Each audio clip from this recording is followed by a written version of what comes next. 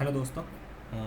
Last वाली class में हमने काफ़ी सारे प्रॉब्लम्स हैं वो सॉल्व किए थे और हमने देखा था कि कैसे T to the power N का या फिर कोई ट्रिग्नोमेट्रिक फंक्शंस का लाप्लास हम लोग निकाल सकते हैं। हमने एक चीज़ ये देखी थी कि अगर T to the power N है, फंक्शन दिया हुआ है T to the power N,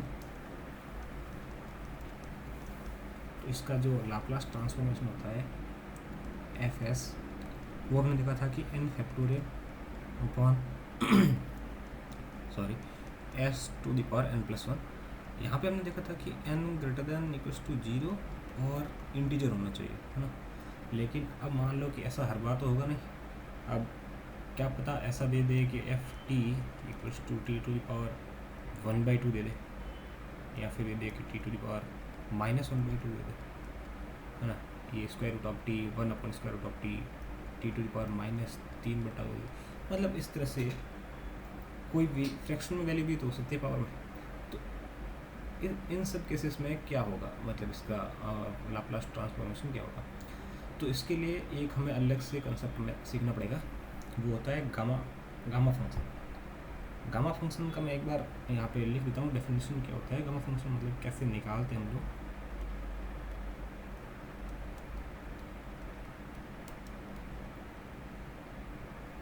ठीक है, तो गामा फंक्शन क्या होता है कि मान लो कि आपके पास एक फंक्शन नहीं, ऐसे मान लो कि गामा फंक्शन है वो इस तरह से होते हैं n प्लस वन है, वहाँ पे यहाँ पे n कुछ भी हो सकता है, वहाँ पे तो इंटीजर था, यहाँ पे कोई भी वैल्यू हो सकती है, zero to infinity.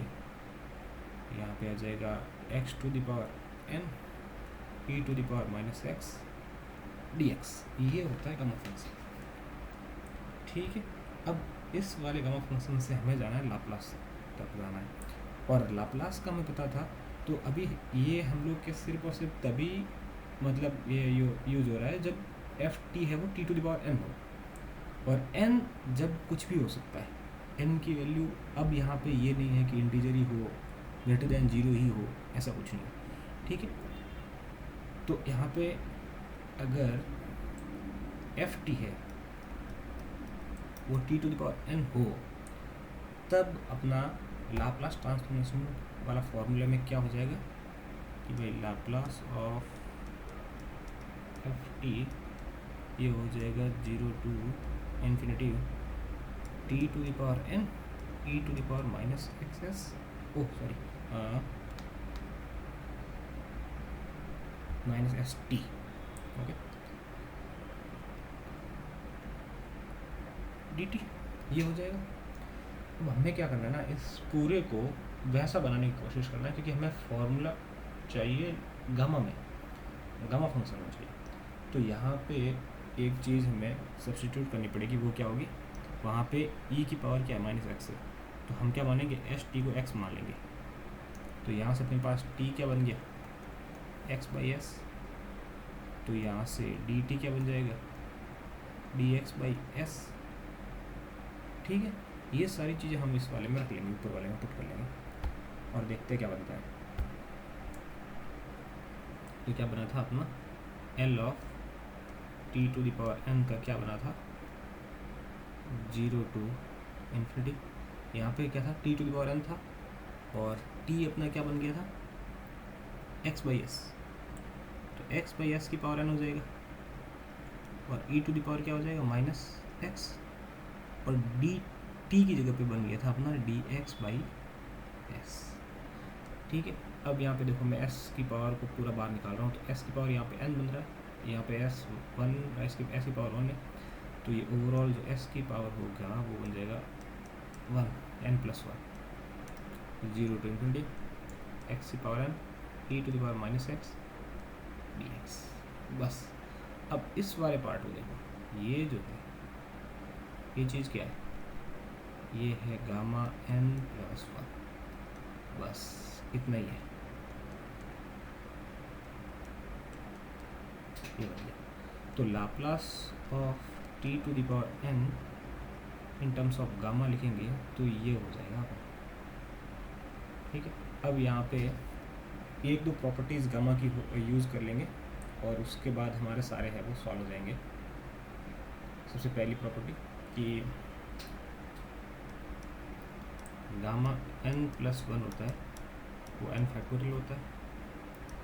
Second property, gamma n plus 1 को हम n गामा n लिख सकते हैं, क्योंकि सीधा यहाँ से अगर लिखना चाहो तो भी n फैक्टोरियल को क्या लिख सकते हैं, n माइनस 1 फैक्टोरियल, इस तरह से लिख सकते हैं। और n माइनस 1 को हम लोग क्या लिख सकते हैं गामा के टर्म्स में, गामा n, यही हो रहा। तो यही यहाँ पे लिखा हुआ। थर्ड है कि गामा 1/2 की वैल्यू होती है स्क्वायर रूट ऑफ पाई, ठीक है, ये वैल्यूज है। तो अब मान लो कि मैं फर्स्ट है वो अपना 1 में मैं ले रहा हूँ कि भाई ft अगर रूट ही है, इसका लाप्लास ट्रांसफॉर्मेशन निकालो, तो इसको क्या लिखेंगे, e की पावर 1/2। तो ये क्या हो जाएगा, फॉर्मूले के हिसाब से लाप्लास इसका क्या हो जाएगा, n प्लस 1, ये n है तो इसका n प्लस 1 होता है गामा के हिसाब से, तो 1/2 प्लस 1 और s की पावर 1/2 प्लस 1, ठीक। अब ये वाला फॉर्मूला हम यहाँ ये फॉर्मूला सेकंड वाला कि n प्लस 1 है, यानी कि n अपना 1/2 है, तो उसको लिख सकते हैं 1/2 गामा 1/2, ठीक है। तो 1/2 गामा 1/2 अपॉन s की पावर 3/2 और 1/2 s की पावर 3/2 एंड ये हो जाएगा अपना पाई, ये आंसर आ गया, ठीक। ऐसे ही करना। अब मान लो कि एक दो और लेते हैं इस पर, इसको ख़त्म करते हैं, छोटा सा ही टॉपिक है। अगर मान लो कि फंक्शन दे दिया आपने को -3/2, तो -3/2 है, तो अब इसका fs क्या हो जाएगा, गामा -3/2 प्लस 1 अपॉन में क्या आ जाएगा, s की पावर -3/2 प्लस 1, इसको लिख सकते हैं अपन -1/2 s की पावर -3/2, तो माइनस ये भी 1/2 बन जाएगा। या क्या है कि स्क्वायर रूट s बन जाएगा और गामा में आ जाएगा 1/2।